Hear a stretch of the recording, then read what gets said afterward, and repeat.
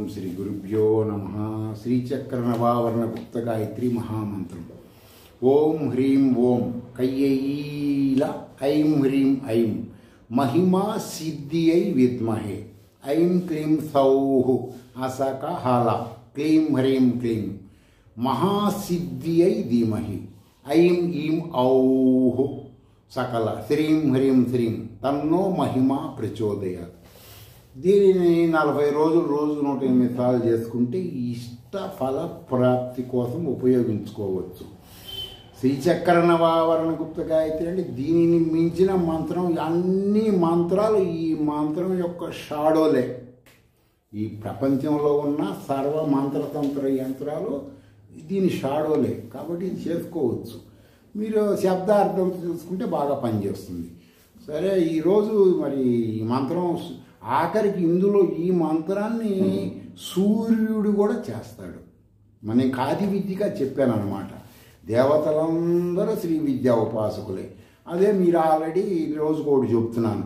ఈరోజు సూర్య విద్య. సూర్యుడు అంటే సహజం పొద్దున లేవగానే అందరూ పరిగెత్తి డి విటమిన్ కావాలి. ఆ సూర్యుడికి డి విటమిన్ కావాలి కదా, ఆయన చేసే మంత్రం ఇది. ఏం చెప్తాడు? హసకల హ్రీం హసక హల హ్రీం సక హల హ్రీం. సూర్యుడు చేసుకుంటాడు ఈ మంత్రాన్ని రోజు. దేనికంటే ఆయనకి డి విటమిన్ కావాలి కదా.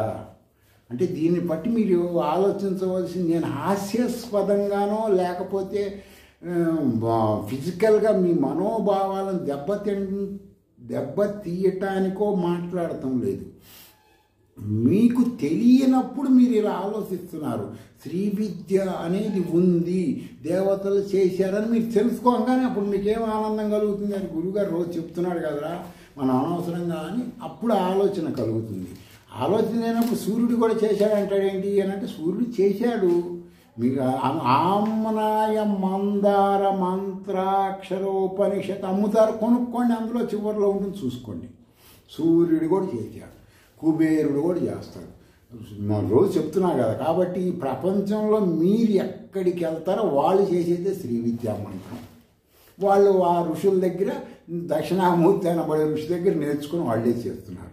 ఇక మీరు దాన్ని బట్టి ఆలోచించండి. ఇక రోజుకి ఒకటి చెప్తున్నాను కదా. ఈయన శ్రీచక్ర నవావరణ గుప్తగా ఈరోజు ఎలాంటివి చెప్పాను? మహిమా సిద్ధి అయి, మహిమలు. ఇప్పుడు ఏదన్నా ఒకటి జరిగిందని అప్పుడు వీడు భలే మహత్తుగలడండి, వీడు తిమ్మిని బమ్మిని చేస్తాడండి, వీడు ఎలాంటి పనైనా ఎలాంటి క్లిష్ట సమస్య అయినా పరిష్కారం చేస్తాడు, వీడు చాలా మేధావి అంటారు కదా. అలాంటి జ్ఞానం ఎలా వస్తుందంటే ఈ నామం మహిమా సిద్ధి వలన వస్తుంది. ఆలోచించండి. మీరు కూడా శ్రీ